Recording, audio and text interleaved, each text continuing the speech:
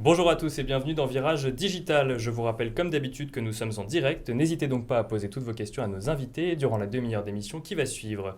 Et aujourd'hui, nous allons parler d'un livre écrit par deux dirigeants d'entreprise qui s'interrogent sur le monde que le numérique est en train de nous façonner.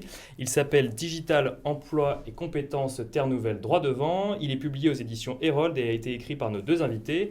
Nos deux invités qui sont donc Gérald Carsanti, président directeur général de Hewlett Packard Enterprise France. Bonjour Gérald. Bonjour. Et donc, en face de vous, Alain Roumillac, président de Manpower Group France. Bonjour Alain. Bonjour. Oussem Hamza, le fondateur de D4J, nous rejoindra ensuite afin de nous présenter sa start-up qui développe des outils digitaux pour gérer votre carrière. Mais tout de suite, je vous propose de passer à la première partie de cette émission, la revue de presse.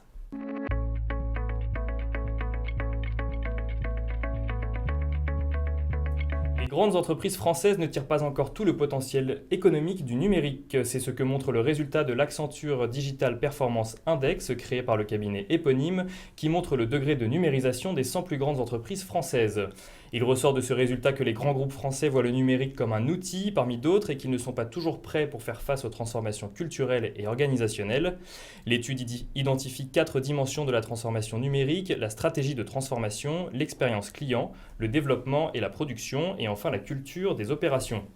À ce jour, seule une entreprise française apparaît comme faisant partie des meilleures sur ces 4 dimensions, suivie ensuite de 15 entreprises qui font partie des meilleures sur 3 de ces 4 dimensions, un résultat qui place les entreprises françaises derrière leurs homologues européens.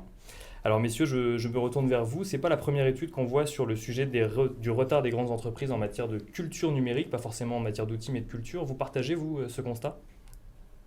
Écoutez, en tout cas, moi, ce que j'ai le sentiment, c'est qu'elles sont en train d'accélérer. Alors, je ne sais pas si elles rattraperont leur retard, mais qu'en tout cas, ça fait bien partie de leur agenda aujourd'hui.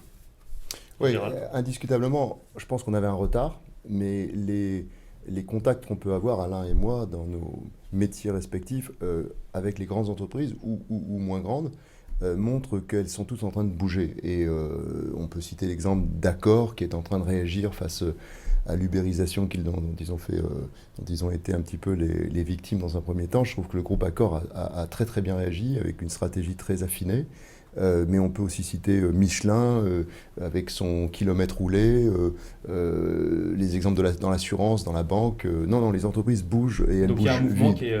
Ouais, et puis en fait, on s'aperçoit surtout que la French Tech, qui est un formidable programme, il faut le dire, a permis l'émergence de start-up, mais ces start-up, au-delà de créer de l'emploi et de la dynamique, elles poussent les grandes entreprises à se réinventer aussi. Et c'est ce qu'on observe tous les jours. Et bien justement, les startups, ce sera donc notre deuxième actualité de la semaine. France Digital réalise son Tour de France et celui-ci ne se fait pas à vélo, mais n'en est pas moins sportif pour ses participants.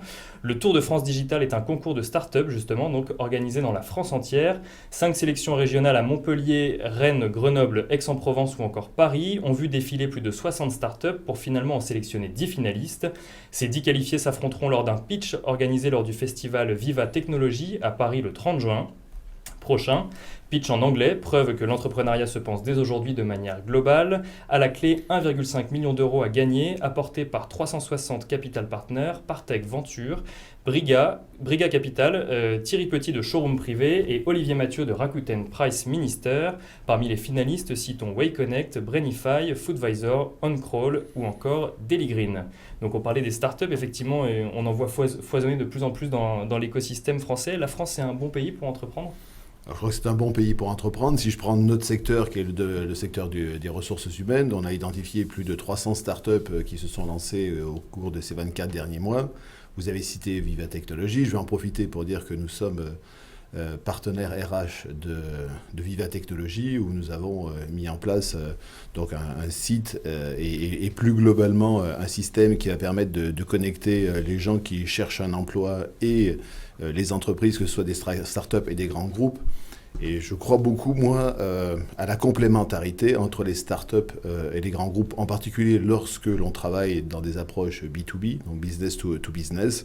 Et je crois que cet événement, Viva, va venir véritablement concrétiser, je dirais, cette relation. Et je le vois aussi au travers d'un autre angle. Donc, en étant partenaire, on a eu la possibilité de mettre des challenges dans le cadre de Viva Technologie. Il y a plusieurs dizaines de startups qui sont en train de relever les 3 challenges que nous avons positionnés là-dessus. Et on voit tout ce foisonnement et tout ce que ces startups peut nous apporter, et tout ce qu'à contrario, nous, on peut leur apporter, parce qu'elles ont quand même aussi de la difficulté pour se développer, à pouvoir contractualiser directement avec les grands groupes, qui sont sans doute plus, on va dire, ouverts à travailler directement avec nous, et nous appuyons sur la technologie des startups. Donc avancer main dans la main, c'est votre avis également, Gérald ? Oui, moi j'aime bien l'idée de complémentarité entre les startups et les grandes entreprises, le partenariat. On voit que ça se fait tous les jours et que ça fonctionne bien. Moi je pense qu'à la question posée, est-ce que la France est une terre pour les startups ?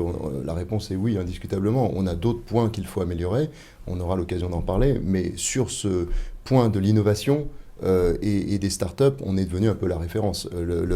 J'ai même entendu à l'étranger, peut-être que ça en gêne certains, mais on est devenu un peu la startup république, c'est ce qui se dit.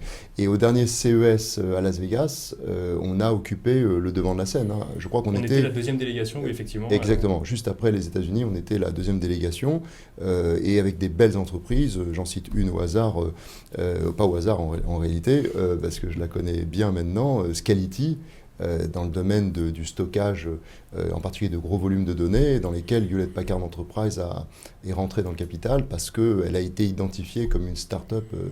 C'est plus une start-up d'ailleurs, maintenant ça commence à être une belle entreprise de 200 personnes, mais c'était une start-up avec beaucoup d'innovation, des ingénieurs remarquables et des solutions fantastiques.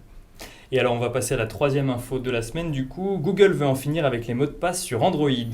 Afin de faciliter la vie de l'internaute et lui éviter d'avoir à se souvenir de multiples mots de passe compliqués et en plus qui changent régulièrement, le géant a une nouvelle idée, plus sûre mais plus intrusive. Le projet nommé Trust a pour objectif de remplacer les mots de passe par un score de confiance en l'identité de l'utilisateur du mobile. Je vous explique, cela prendrait la forme d'une application qui tournerait en permanence sur le téléphone pour surveiller et enregistrer les faits et gestes de l'utilisateur. Trust créerait ensuite un modèle et serait en mesure de déterminer, en fonction de l'utilisation du clavier, des moments ou des lieux où telle ou telle application est ouverte, si l'utilisateur du téléphone est bien son propriétaire.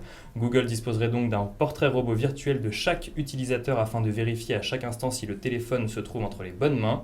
Une utilisation toujours plus facile et plus sûre contre plus de données collectées, voilà qui semble être l'éternel choix auquel l'utilisateur est confronté. Et alors messieurs, pour finir, en tant que dirigeant, moins de mots de passe, ça vous faciliterait la vie ? Sans doute. Moi, ce que je retiens plutôt de cette brève, c'est tout ce que va permettre de faire demain l'association entre le big data et l'intelligence artificielle.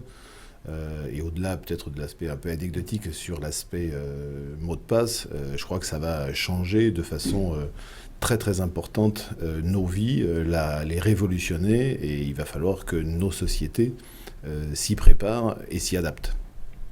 Oui, je partage l'avis d'Alain. En fait, toutes les solutions qui sortent actuellement simplifient notre vie, ça rend notre usage plus simplifié, en fait, en quelque sorte, mais en même temps, on touche vite à la confidentialité. Donc le débat, c'est oui, pour la simplification, mais attention, ne pas franchir certaines lignes. Donc il faut en savoir plus, mais l'idée est intéressante en tout cas.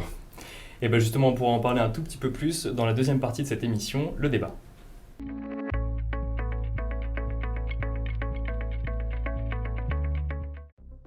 Demain appartient aux plus rapides. Pour vous aider à aller toujours plus vite, nous avons créé une nouvelle entreprise totalement dédiée à l'avenir de votre secteur. Où les hommes, la technologie et les idées font avancer le monde ensemble. Accélérer l'innovation, accélérer le changement, accélérer l'avenir. Hewlett Packard Enterprise.